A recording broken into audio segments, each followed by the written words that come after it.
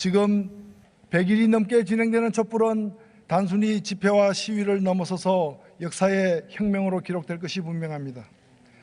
물론 촛불 시민혁명이 4.19나 6월 항쟁처럼 미완의 혁명으로 끝날지 성공으로 귀결될지는 앞으로의 일들이 결정하게 될 것이고, 우리는 지금 그 분기점에 서 있습니다. 촛불 광장에서 가장 많은 사람들이 들고 외쳤던 손팻말은 박근혜 퇴진과 이게 나라냐였습니다. 그러나 유감스럽게도 박근혜 대통령은 자진 사퇴를 거부하였고, 이에 따라 국회는 대통령에 대한 탄핵 소추를 의결하고 특검법을 처리하였습니다. 저는 20대 국회가 출범 6개월 만에 절대다수 국민들의 여망을 받아들여 이 같은 역사적 결정을 내린 데 대해 이 자리를 빌어 정세균 국회의장과 선배 동료 의원 여러분의 용단에 경의를 표하고자 합니다. 이제 대통령은 헌법재판소에 의해 탄핵 심판 절차를 밟고 있고, 국정농단 세력에 대한 특검의 수사가 진행되고 있습니다. 대다수의 국민들이 바라는 바대로 헌재의 판결과 특검 수사가 이루어진다면 머지않아 대통령은 파면될 것이고 최순실 일당과 함께 사법 처리될 것입니다. 그러면 이 사태는 종결되는 것입니까? 그렇지 않습니다. 대통령이 물러나고 국정농단 세력들이 처벌을 받는 것만으로는 대한민국은 바뀌지 않습니다. 대통령을 탄핵시킨 20대 국회에게 19대 대선으로 들어설 차기 정권에게 중요한 한 가지 과제가 더 남아 있습니다. 바로 이게 나라냐라는 물음에 답하는 일입니다. 촛불 시민혁명은 지난 10월 29일 2만여 명이 첫 촛불을 드는 것으로 시작해서 11월 5일 20만 명, 2주 만인 11월 12일 100만 명이 모여 촛불을 들었습니다. 연인원 참가 인원이 1천만이 넘어선 이 사태에 우리도 놀랐고 전 세계가 함께 놀랐습니다. 이처럼 많은 사람들이 이처럼 빠르게 공감대를 형성하게 된 배경은 무엇입니까? 많은 사람들이 최순실과 정유라를 거론합니다. 그러나 그들은 단지 불씨를 던졌을 뿐입니다. 이미 대한민국은 인화물질로 가득 찬 화약고였습니다. 바로 불평등, 불공정이라는 인화물질 말입니다. 정유라가 돈도 실력이라고 말했을 때 수많은 사람들이 분노한 것은 그것이 거짓이어서가 아니라 사실이었기 때문이었습니다. 어느 철부지의 철없는 주장이 아니라 우리 모두가 알고 있는 대한민국의 적나라한 치부에 대한 조롱이었기 때문입니다. 지난 1월 스위스 다보스 포럼에서 세계 소득 불평등 실태를 고발하는 99%를 위한 경제보고서를 발표해 주목을 받은 바 있는 위니 비아니마 옥스팜 총재는 한국의 촛불 시위는 불평등에 대한 대중의 분노가 표출된 경제사건이라 규정하였습니다. 능력이 없으면 부모나 원망해야 하는 대한민국, 돈이 실력인 대한민국은 우리만 아는 비밀은 아니었습니다. 경제 불평등과 양극화는 현재 지구촌의 공통적인 고민거리입니다. 다보스 포럼이 최근 발표한 세계위험 보고서는 경제 불평등, 세계 양극화, 환경위험 증대를 향후 10년 지구촌을 위협하는 3대 위험 요소로 규정하였습니다. 그러나 우리나라의 경우 경제 불평등과 사회 양극화는 미래의 위험이 아니라 1997년 외환위기 이후 20년째 지속되고 더욱 빠르게 악화되고 있는 현재 진행형의 위험입니다. 지난해 국회 입법조사처가 국제통화기금 등의 자료를 분석한 결과 우리나라 상위 10%의 소득 집중도는 세계에서 가장 빠른 속도로 늘어 1995년 29.2%에서 2012년 44.9%로 미국 다음으로 높은 수준이 되었습니다. 이 20년 동안 비정규직 수, 노인 빈곤율, 노인 자살률, 심지어 노인 범죄율에 이르기까지 각종 양극화 수치가 악화되어 온 것은 잘 알려진 사실입니다. 우리나라에서 경제 불평등과 이로 인한 사회 양극화가 유례없이 빠르고 완강하게 진행된 배경에는 첫째, 양극화를 촉진시키는 정책이 끊임없이 추진되고 있으며, 둘째, 기회균등을 통해 양극화를 해소하는 데 기여해야 할 교육이 오히려 부가 세습되고 관한이 승계되는 통로로서 역기능을 하고 있다는 사실입니다. 특히 문제가 심각한 것은 이 같은 경제적 불평등이 불공정한 경쟁과 정책 결정을 통해 더욱 악화되고 있다는 사실입니다. 대통령까지 연루된 최근의 국정농단 사태야말로 특권, 불법, 반칙으로 점철된 불공정의 전형이 아니고 무엇이겠습니까? 옥수팜에 따르면 이건희 삼성전자 회장 등 18명의 부자가 전체 국민 소득 하위 30%와 비슷한 수준의 자산을 보유하고 있다고 합니다. 최근 검찰 조사에 따르면 이 18명 중 11명이 박근혜 대통령이 만든 두 재단에 기금을 출연했다고 합니다. 당사자들은 강제모금 당했다고 주장하지만 그간의 정황은 능동적이든 수동적이든 뇌물을 제공하고 여러 형태의 대가를 받은 것으로 확인되고 있습니다. 이게 나라냐라는 말은 바로 이 같은 현실로부터 우러나오는 외침입니다. 이 말은 단순히 박근혜 대통령과 최순실이 국정을 농단했기 때문에 참을 수 없다는 그런 의미만은 아닙니다. 그것은 국정농단에 대한 분노와 더불어 그동안 누적된 극심한 불평등, 그 불평등이 불공정의 결과로 데 대한 참을 수 없는 분노의 표현인 것입니다. 그렇다면 이러한 국정농단과 불평등에 대하여 우리 국회는 자유로운 것입니까? 박근혜 대통령은 지난 2015년 7월 24일 대기업 총수 17명과 오찬을 하고 7명의 재벌 회장과는 따로 독대를 하여 미르재단 출연을 요구합니다. 재벌들은 이에 따라 출연금을 내었고 곧이어 8월 6일 박 대통령은 재벌들의 수건사업인 노동개혁에 대한 대국민 담화를 합니다. 그리고 곧이어 정경련이 대통령 담화에 대한 환영 입장을 발표하고 그 며칠 후에는 새누리당이 소위 노동개혁 5대 법안을 당론으로 결정합니다. 그렇게 500억 가까운 자금을 출연받은 미르재단이 현판식을 갖고 출범한 10월 27일 바로 그날 박 대통령은 이 자리에서 국회 시정연설을 통해 노동관계법 개정을 포함해 서비스산업발전기본법, 의료법 개정 등 대표적인 친기업 입법을 강력히 요구했습니다.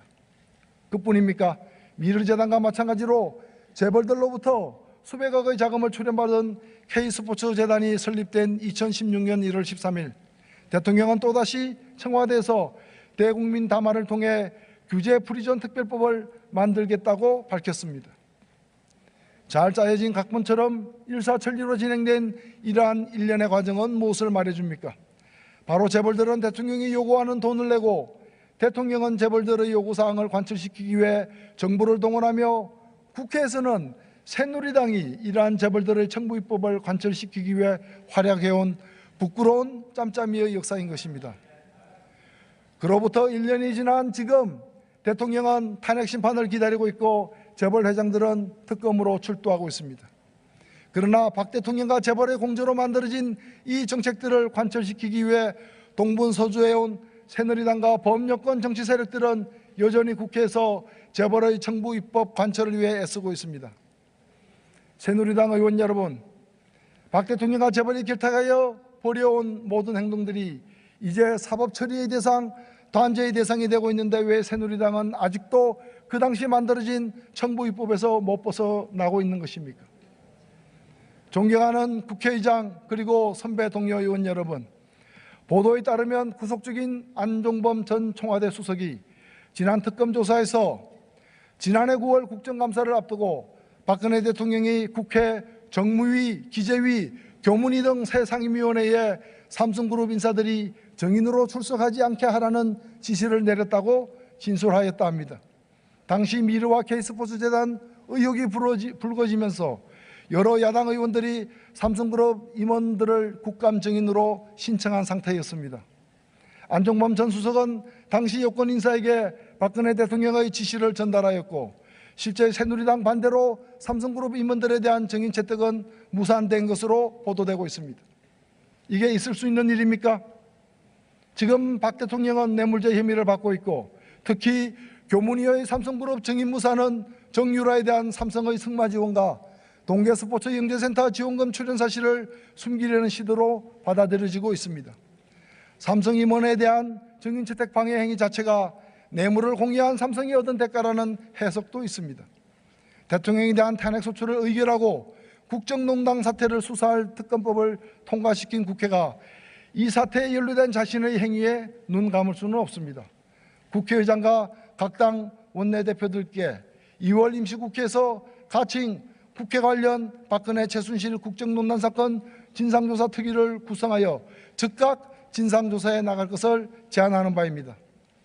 존경하는 선배 동료 의원 여러분, 박근혜 대통령 탄핵으로 문제가 모두 해결되는 것도 아니며 정치권 모두가 그간의 국정농단 사태에서 책임이 면제되는 것도 아닙니다. 무엇보다도 이 사태의 근본 배경이 된 불공정하고 불평등한 대한민국을 정상화시키기 위한 새로운 인식과 새로운 실천이 요구되고 있지 않습니까?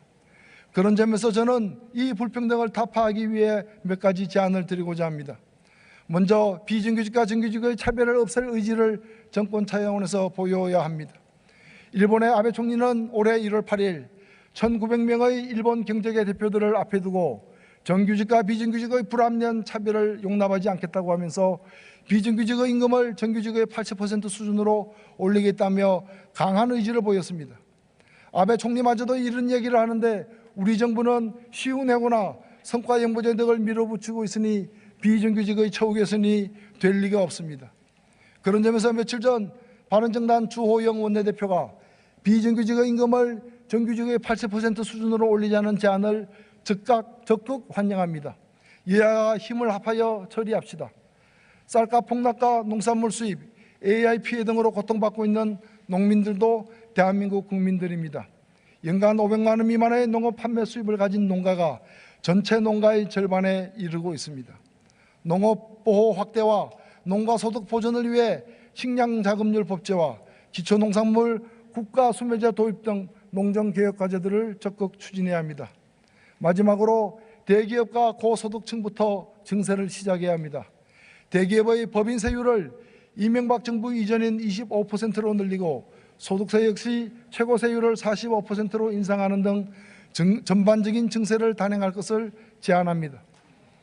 더불어 세대를 건넸던 손자, 손녀 상속과 증여가 유행하고 있는 만큼 이런 경우에는 현행 30%의 활증과세를 50%로 올려 금수저의 손자, 손녀 대물림에 정당한 과세를 해야 합니다.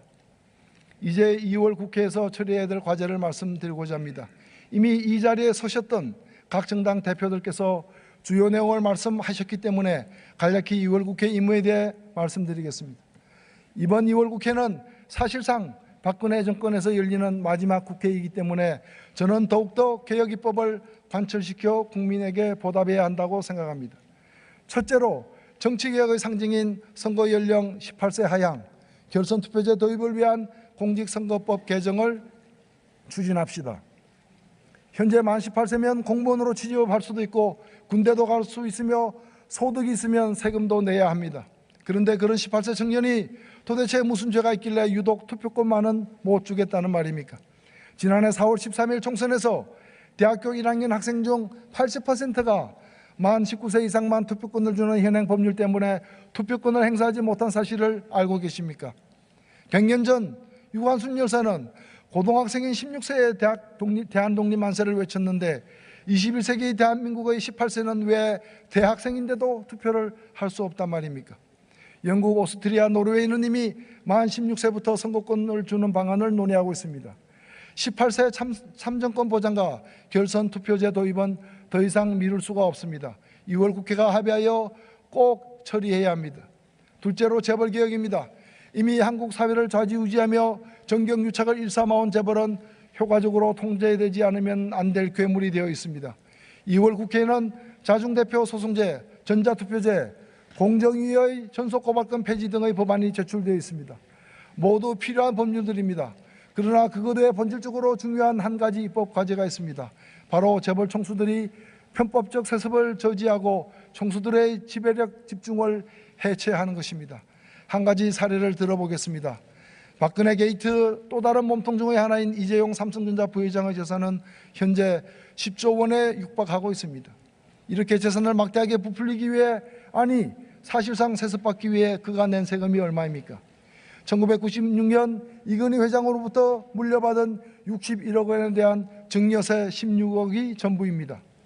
똑같이 부친으로부터 3천억의 주식을 물려받은 중견기업 오뚜기 함영준 회장은 상속세로만 1,500억을 냈습니다. 이런 말도 안 되는 현실은 이 땅의 경제의 정의라는 단어마저 완전히 사라질 위기에 처해 있음을 보여줍니다. 당시 이재용의 에버랜드 전화사채 매입으로 시작된 삼성그룹의 승계 작업은 2015년 대통령의 지시를 받은 국민연금이 삼성물산과 제일모직의 어처구니 없는 합병에 동의해 줌으로써 그 끝을 보여주었습니다. 이제 그것으로 모자라 삼성은 소위 인적 분할과 자사주의 마법이라는 일반 국민들은 듣도 못한 희귀한 방법으로 수백조 원대의 그룹을 통째로 세습하는 마지막 단계를 지나려고 하고 있습니다. 이미 다수의 다른 재벌들은 이런 방법을 통해 세습 지배구조 확립을 이뤄낸 상태입니다. 삼성이 이제 막 하려고 하는 이런 편법적 승계를 저지하고 다른 재벌들이 이미 저지른 편법적 지배권 확립을 무효화할 법안이 민주당의 박용진, 재윤경 의원 등 여러 의원 등을 통해 상법과 공정거래법 개정안으로 2월 국회에 제출되어 있습니다. 이번 국회에서는 반드시 이 법안들을 처리해야 합니다. 이 이외에도 수많은 개혁 과제가 있습니다. 한일 위안부 협상 무효화, 국정교과서 금지법, 세월호 특조의 재구성, 사드 국회 특위 설치, 복합 쇼핑몰과 대형마트로 인해 생존권 위기에 몰린 자영업자들을 보호하기 위한 유통산업발전법 개정 등이 그것입니다. 이 과제를 성실히 수행하는 것이야말로 박근혜 정권 마지막 국회에 임하는 우리 20대 국회의 자세일 것입니다. 이제 제 연설을 마무리하고자 합니다.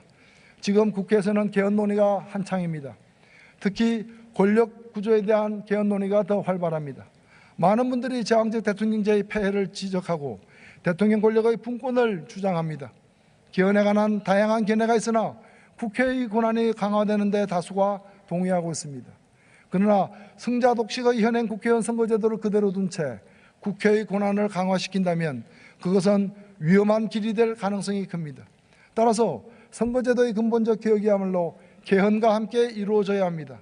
공교롭게도 오늘날 복지국가들을 만든 대부분의 나라들이 정당 명부식 비례대표제를 통해 국민의 지지가 권력에 온전히 반영되는 제도를 채택하고 있습니다. 연동형 비례대표제라고 불리기도 하는 이 정당 명부 비례대표제는 국민의 사표를 방지함으로써 정치에 대한 관심을 높이고 다양한 국민의 요구와 지향이 정치에도 정확히 반영되는 가장 선진적인 정치제도입니다. 이미 국회에는 개헌특위가 설치되어 맹렬히 가동 중입니다. 선거제도 개혁을 위한 특위도 별도로 설치할 것을 제안합니다. 그리하여 우상호 더민주당 원내대표의 제안처럼 2018년 6월 지방선거 때 개헌안과 함께 선거제도 개혁안에 대한 국민투표를 동시에 실시할 것을 제안합니다. 국회의원 선거제도는 국회의원을 위한 제도이기 이전에 권력의 주체인 국민들을 위한 제도입니다. 뉴질랜드, 영국도 국민투표를 통해 선거제도를 결정했습니다. 국민의 뜻이 우선 반영되는 선거제도 개혁에 함께 나섭시다. 정의당이 앞장서겠습니다. 긴 시간 경청해 주셔서 고맙습니다.